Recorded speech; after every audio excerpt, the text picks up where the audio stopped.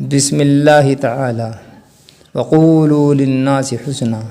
وہ زمانے میں معزز تھے مسلمان ہو کر، ہم خوار ہوئے تارک قرآن ہو کر۔ اشاعت دین کا اہم مرکز صدیق بیانات۔ الحمد للہ رب العالمین والصلاة والسلام علی سید المرسلین، اما بعد۔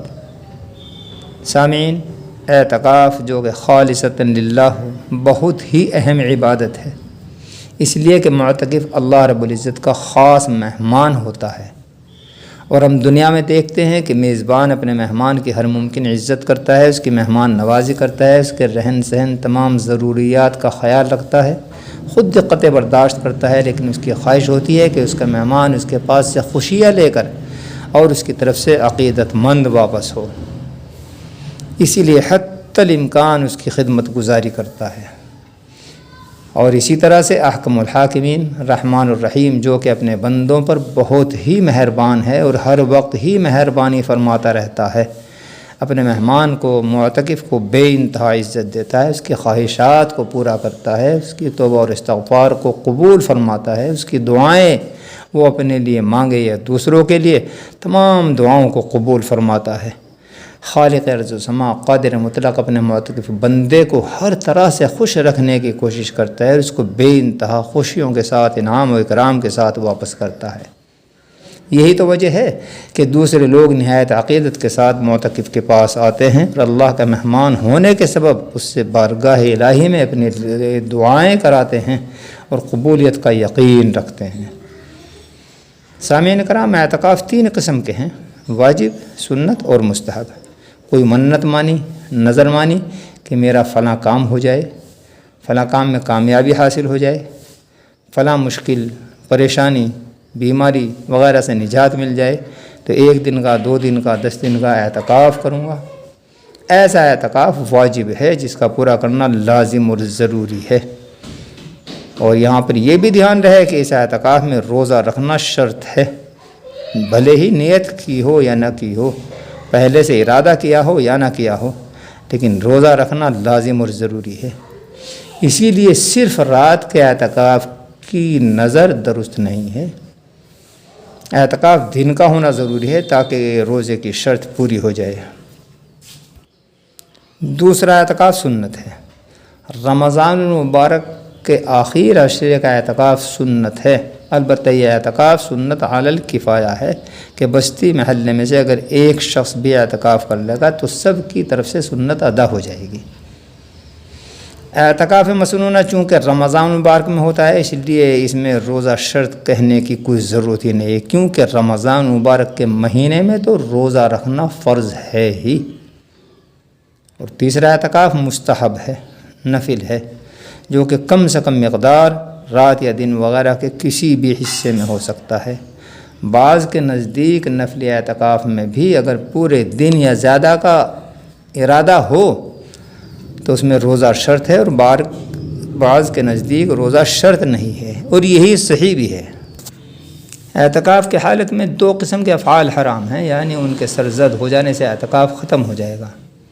ایسی حالت میں واجب اور مسنون اعتکاف کا لوٹانا واجب ہے۔ فعل حرام کی پہلی قسم یہ ہے کہ مسجد میں کھانے اور بیت الخلاء وغیرہ کا انتظام نہ ہو، غسل جنابت کے لیے غسل خانہ نہ ہو، اس کے لیے جانا پڑے، اور جس مسجد میں معتکف ہے اس میں نماز جمعہ نہ ہوتا ہو اور جمعے کی نماز کے لیے دوسری مسجد میں جانا پڑے۔ البتہ ان امور میں کم سے کم وقت لگائیں اور راستے میں دوسرے سے گفتگو بالکل نہ کریں۔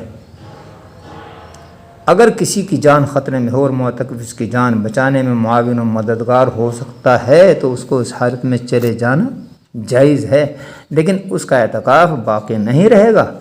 البتہ ایسی حالت میں وہ گنہگار نہیں ہوگا۔ حاصل یہ ہے کہ بغیر بیان کی ہوئی ضروریات کے علاوہ مگر معمولی وقت کے لیے بھی مسجد سے باہر ہو گیا تو اعتکاف فاسد ہو جائے گا، بھلے ہی اس کو کوئی جبراً باہر کر دے۔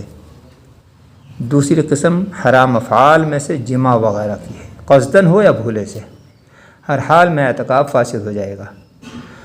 اس کے علاوہ خیال ہے کہ مرد کے لیے مسجد میں اعتکاف ضروری ہے، البتہ عورت اپنے گھر کے کسی کونے یا کوٹھڑی وغیرہ میں اعتکاف کرے۔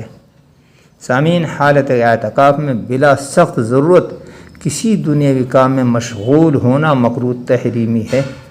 حالت اعتکاف میں بالکل چپ رہنا بھی مکروہ تحریمی ہے، بلکہ دنیاوی اور بیہودہ گفتگو سے بچتے ہوئے تلاوت کلام اللہ، نوافل، ذکر و اذکار اور ادعیہ وغیرہ میں مشغول رہے۔ رات کا اکثر حصہ خصوصاً اللہ کی عبادت میں صرف کرے، لیکن رمضان مبارک کے آخری عشرے کے اعتکاف میں طاق راتوں میں پوری رات عبادت کرنے کی حتی الامکان کوشش کرے تاکہ شب قدر کی عبادت بھی نصیب ہو جائے۔ اس مبارک موقع پر اپنے لیے، اپنے اہل و عیال کے لیے، اپنے عزیز و اقارب کے لیے، امت مسلمہ کے لیے دعائیں کرے۔ مساجد میں عموماً معتکف کے لیے پردے لگا کر جگہ مقرر کر دیتے ہیں تاکہ وہ مخصوص طریقے سے تنہائی میں عبادت کر سکے، اس میں کوئی حرج نہیں، البتہ نمازیوں کے لیے پریشانی کا سبب نہ بنے، لیکن اس کو ضروری نہ سمجھے، اس لیے کہ لازم سمجھ لینا بدعت ہے۔